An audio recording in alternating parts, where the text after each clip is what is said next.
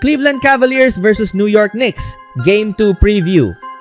Parehong teams ay may kumpletong rotation at buo ang kanilang starting lineup, kaya mas makakapokus ang pagsusuri sa matchup data, efficiency metrics, at late game execution trends kaysa sa pagbabago-bago ng roster. Sa playoffs, isa sa pinakamalalaking hidden edge ang continuity dahil mas pinaikli ng mga coaching staff ang rotations at mas umaasa sa chemistry sa mga huling possession ng laro. Ang kawalan ng injuries ay nagpapataas din ng consistency ng laro.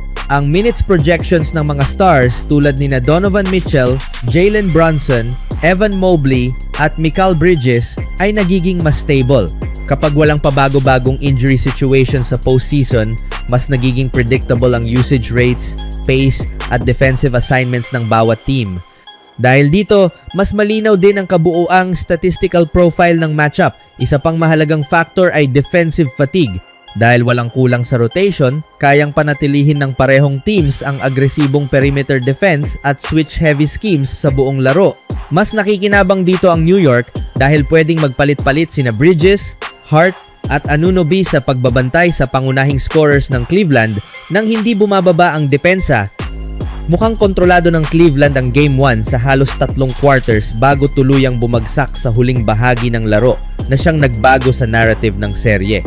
Umabot sa 22 points ang lead ng Cavaliers sa 4th quarter ngunit natalo pa rin sila ng double digits sa overtime. Ang ganitong emotional swing ay madaling magdulot ng matinding reaksyon mula sa mga taga-subaybay ng serye, ngunit mahalagang suriin kung ito ba ay simpleng variance lamang o senyales ng mas malalim na problema. Nag-shoot lamang ang Cavaliers ng 40% sa field at 32% mula 3-point range kahit nakabuo sila ng malaking kalamangan. Ipinapakita nito na ang kanilang depensa at transition offense ang nagdala sa kanila sa simula. Ngunit nang bumagal ang laro at naging half-court isolation basketball, nagkaroon ng malaking advantage ang New York dahil sa shot creation ni Brunson at mas mahusay na perimeter spacing.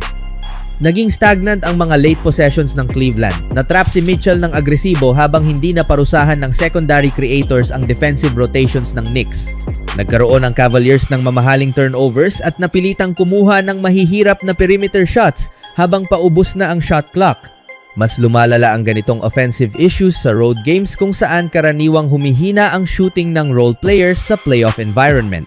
Ngayon ay 2-6 na ang Cavs sa road games ngayong postseason habang nakakapagtala lamang ng 107.6 points per 100 possessions kapag wala sa home court.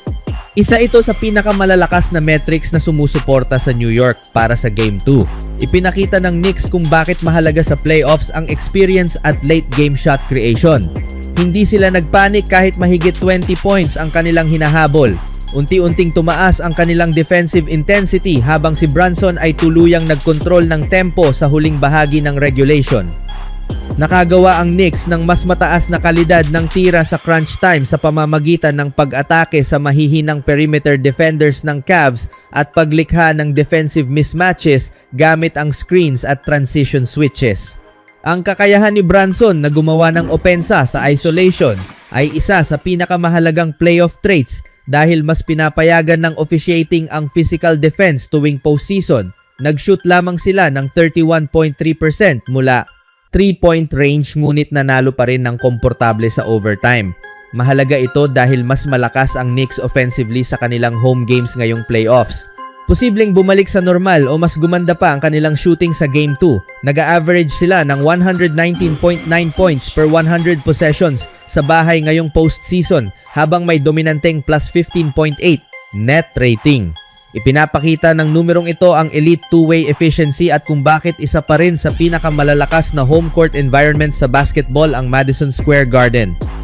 Mas balansado at mas epektibo ang opensa ng Knicks dahil sa kombinasyon ng efficient half-court sets, mabilis na transition scoring at malakas na offensive rebounding. Si Brunson ang pangunahing taga-init ng opensa, mahusay sa pick and roll at clutch situations at mahusay mag-adjust kapag nade-double team sa pamamagitan ng paghahanap ng open shooters at cutters.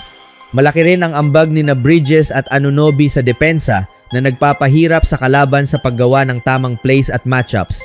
Sa kabilang banda, mas hindi consistent ang opensa ng Cavaliers dahil heavily reliant sila kay Mitchell para sa scoring, lalo na sa isolation at transition. Kapag napipigilan si Mitchell, nahihirapan ang kanilang supporting cast sa half-court offense at madalas napipilitang mag-shoot ng mahihirap na shot lalo na sa road games. Dahil dito, nakakaangat ang Knicks lalo na dahil sa kanilang mas solidong depensa sa dulo ng laro at kakayahang pilitin ang Cleveland sa contested at hindi komportableng shot. May matibay pa ring interior defense ang Cavs dahil kina Mobley at Allen, ngunit hindi consistent ang kanilang perimeter containment laban sa mabilis na guards. Paulit-ulit na inatake ni Brunson ang switches sa dulo ng Game 1 at nakalikha ng malilinis na mid-range opportunities. May malaking edge rin ang Knicks sa defensive rebounding discipline. Mahalaga ang pagpigil sa second chance opportunities laban sa Cleveland dahil umaasa ang Cavaliers sa extended possessions kapag hindi pumapasok ang kanilang outside shots. Napakahalaga rin ng pace sa matchup na ito dahil magkaiba ang estilo ng dalawang team depende sa daloy ng laro. Mas mahusay ang Cleveland sa transition kung saan maaaring umatake si Mitchell laban sa hindi pa organisadong depensa. Bumabagal ang laro at mas nakatuon sa half-court offense, depensa at rebounding. Mas nakikinabang ang Knicks sa ganitong estilo dahil sa kanilang matibay na depensa, pisikal na laro at epektibong opensa na pinangungunahan ni Brunson. Malaki ang ambag niya sa pagkontrol ng tempo, pagkuha ng foul at paglikha ng puntos. Isa sa pangunahing punto ay ang malaking pagkakaiba ng performance sa home at road games. Mas maganda ang shooting ng Knicks sa sariling court habang hirap ang Cavaliers kapag nasa biyahe.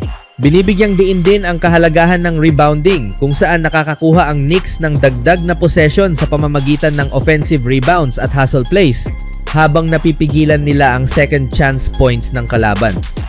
Maraming mahalagang advantages ang Knicks papasok sa Game 2 kabilang ang mas mahusay na home efficiency, mas magagandang recent shooting trends, elite late game shot creation, at psychological momentum matapos ang comeback sa Game 1. Ipinakita ng pagbagsak ng Cleveland ang kanilang kahinaan sa late game offense at perimeter defense na maaaring muling samantalahin ng New York.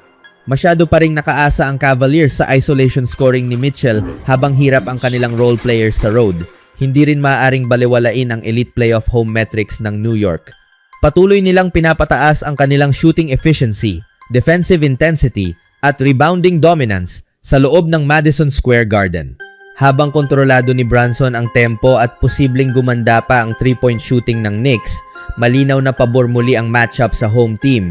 Mas malakas ang playoff home profile ng Knicks, mas maganda ang net rating, mas mahusay ang shooting environment at mas maaasahan ang kanilang late game offense.